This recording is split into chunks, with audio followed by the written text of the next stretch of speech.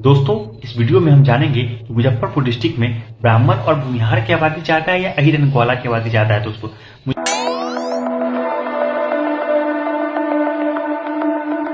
दोस्तों, इस वीडियो में हम जानेंगे कि मुजफ्फरपुर डिस्ट्रिक्ट में ब्राह्मण और भूमिहार की आबादी ज्यादा है या अहीर एंड ग्वाला की आबादी ज्यादा है। दोस्तों, मुजफ्फरपुर में लोग कहते हैं क्या है कि भूमिहार का डोमिनेशन, ये बात हकीकत है। और दोस्तों ये भी कहते हैं कि अहीर एंड ग्वाला का डोमिनेशन है, ये भी बात हकीकत है।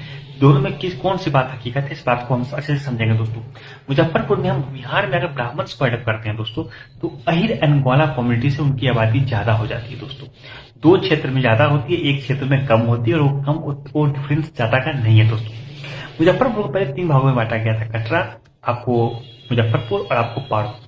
कटरा का क्षेत्र आपको बागमती नदी के उस पार का क्षेत्र है, जो कि आपको औरई, कटरा, गायघाट तीन ब्लॉक मान सकते हैं। ये क्षेत्र आपको दरभंगा से ज्यादा कनेक्टेड है आपको मुजफ्फरपुर की तुलना में। ये क्षेत्र में दोस्तों बाढ़ की समस्या ज्यादा है दोस्तों। और इस क्षेत्र में दोस्तों अगर बात करें तो अहीर ग्वाला कम्युनिटी की आबादी है 13.68%, जो कि अच्छी खासी आबादी, क्योंकि उनकी बिहार एवरेज से तो ज्यादा ही है दोस्तों। और भूमिहार की आबादी है 8.42% और ब्राह्मण की आबादी है 4.58%। और ब्राह्मण और भूमिहार की आबादी है दोस्तों इस क्षेत्र में 13%। मतलब अहीर एंड ग्वाला की आबादी इस क्षेत्र में 0.68% ब्राह्मण भूमिहार से ज्यादा है। लेकिन पॉलिटिकली रूप से देखिएगा तो अब आपको 90 के बाद इस क्षेत्र में आपको अहीर एंड ग्वाला कम्युनिटी का डोमिनेशन बन चुका है पॉलिटिक्स में, ब्राह्मण और भूमिहार की तुलना में दोस्तों। लेकिन 2025 के चुनाव में आपको बीजेपी ने भी आपको औरई से आपको दो विधानसभा सीटें पड़ती है, औरई और आपको कटरा। औरई से आपको एनडीए गठबंधन ने अहीर कैंडिडेट को टिकट नहीं दिया था, और आपको गायघाट की तरफ से भी आपको राजपूत कैंडिडेट को टिकट दिया था दोस्तों। मतलब अहीर की पॉलिटिक्स यहाँ पर थोड़ी सी कमजोर हुई है और भूमिहार की पॉलिटिक्स खत्म ही है इस क्षेत्र में।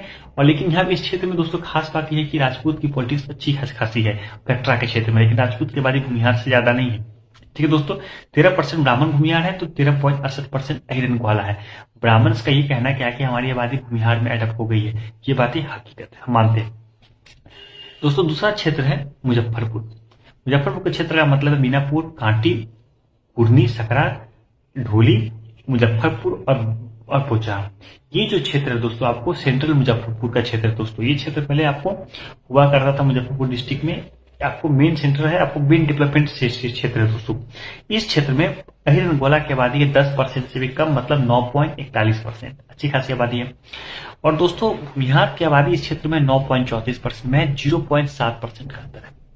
दोस्तों, मीनापुर के क्षेत्र में आपको और बोझा के क्षेत्र में अहीर की आबादी ज्यादा है, और कांटी और आपको मुजफ्फरपुर के क्षेत्र में भूमिहार की आबादी ज्यादा है। कुर्नी में और सकरा में भी दोस्तों दोनों की पॉपुलेशन बराबर है दोस्तों। अगर हम बात करें दोस्तों, इस क्षेत्र में ब्राह्मण की आबादी 3.98% हो जाने के कारण 13.32% ब्राह्मण भूमिहार की आबादी होती है, और अहीर एंड ग्वाला की आबादी 9.41% होता है। मतलब इस क्षेत्र में ब्राह्मण और भूमिहार की आबादी अहीर एंड ग्वाला से ज्यादा है। ठीक है दोस्तों, बहुत ज्यादा है दोस्तों इस क्षेत्र में। दोस्तों, अंतिम क्षेत्र है पारो। पारो का क्षेत्र मोतीपुर, साहेबगंज, पारो और सरैया आता है दोस्तों। ये क्षेत्र आपको वैशाली लोकसभा क्षेत्र में आता है दोस्तों। और मुजफ्फरपुर में आपको मीनापुर और कांटी का क्षेत्र आपको भी आता है दोस्तों। ठीक है, इस क्षेत्र में अगर बात करें तो आपको भूमिहार डोमिनेट क्षेत्र है दोस्तों, लेकिन भूमिहार का पॉलिटिक्स यहाँ पे खत्म है दोस्तों। ठीक है दोस्तों, ये लोग आरजेडी के जीत के साथ जीत जाते हैं, लेकिन उनकी भी पॉलिटिक्स एक तरह से बात किया जाए तो उनकी भी पॉलिटिक्स एक तरह से बात किया जाए दोस्तों, तो उनकी पॉलिटिक्स एक तरह से खत्म हुई है दोस्तों। यहाँ पे राजपूत पॉलिटिक्स, लेकिन राजपूत यहाँ का डोमिनेट कम्युनिटी नहीं है। ठीक है दोस्तों, असल में हुआ क्या कि जब आरजेडी से जब आरजेडी का तो साथ कभी ब्राह्मण भूमिहार नहीं दिए, लेकिन राजपूत लोग उस समय आरजेडी में चले गए थे। रघुवंश प्रसाद सिंह बहुत बड़े नेता हुआ करते थे, तो वो आपको बीजेपी का इसमें वोट्स कम हुआ करता था। अहीर एंड ग्वाला और राजपूत तो मिलकर इस क्षेत्र में जीत जाया करते थे दोस्तों। और भूमिहार कैंडिडेट को क्या क्या दिक्कत था कि वो इस चुनाव में हार जाया करते थे दोस्तों। ठीक है दोस्तों, लेकिन इस सीट पर दोस्तों भूमिहार की आबादी राजपूत से बहुत ज्यादा है दोस्तों। इस क्षेत्र में ब्राह्मण की आबादी 3.80% है। ठीक है दोस्तों, मुजफ्फरपुर के कटरा के क्षेत्र में ब्राह्मण 4.5% के करीब है। बाकी हर जगह दोस्तों 3-4% के करीब ही उनकी आबादी होती है दोस्तों।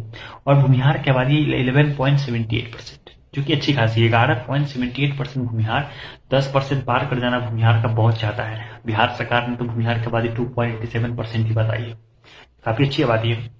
और दोस्तों अहीर एंड ग्वाला की आबादी है 10.48%। मतलब दोस्तों इस क्षेत्र में दोस्तों ब्राह्मण भूमिहार के सामने अहीर एंड ग्वाला कम्युनिटी की आबादी कम होती है। ठीक है दोस्तों, मुजफ्फरपुर में कम होती है, आपको पारो के क्षेत्र में कम होती है, आबादी अगर कहीं ज्यादा अहिरन ग्वाला कैंडिडेट की है तो कम्युनिटी की है मतलब, तो वो है आपको कटरा के क्षेत्र में, जो कि ज्यादा डिफरेंस नहीं, 0.68%।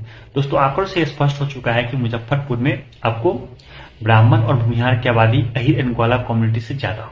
ये बात तो कंफर्म हो चुका है दोस्तों। हम इसको अच्छे से कंफर्म कर लेते हैं दोस्तों।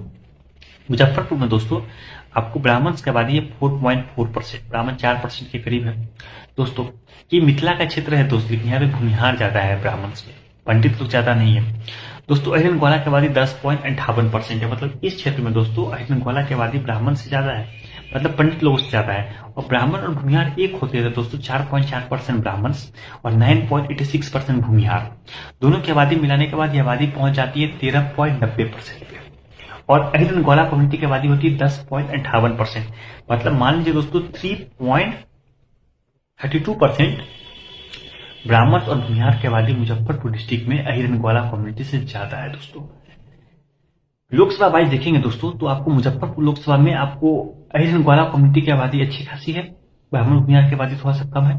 लेकिन वैशाली लोकसभा सीट में दोस्तों ब्राह्मण भूमिहार की आबादी एक तरफा ज्यादा है अहिरन ग्वाला कम्युनिटी से। और दोस्तों अगर हम हाजीपुर के भी क्षेत्र की बात करें तो हाजीपुर का जो लालगंज क्षेत्र है वो भूमिहार डोमिनेट क्षेत्र है। महुआ और हाजीपुर दोस्तों आपको क्षेत्र आपको राजपूत और आपको अहिरन ग्वाला कम्युनिटी और दुसाध कम्युनिटी का डोमिनेट क्षेत्र है। लालगंज एक तरफा भूमिहार डोमिनेट क्षेत्र है। इसलिए दोस्तों वैशाली में भूमिहार की आबादी ज्यादा होने के बावजूद भी भूमिहार चुनाव हार जाते हैं दोस्तों। ब्राह्मण क्या, मुझे अच्छे से वोटिंग पैटर्न नहीं पता है, क्या ब्राह्मण दोस्तों इस क्षेत्र में आज मुजफ्फरपुर में आपको एक भी विधायक ब्राह्मण कम्युनिटी के नहीं है दोस्तों, बल्कि उनकी आबादी 4.4% होती है दोस्तों। अच्छी खासी आबादी है दोस्तों। धन्यवाद।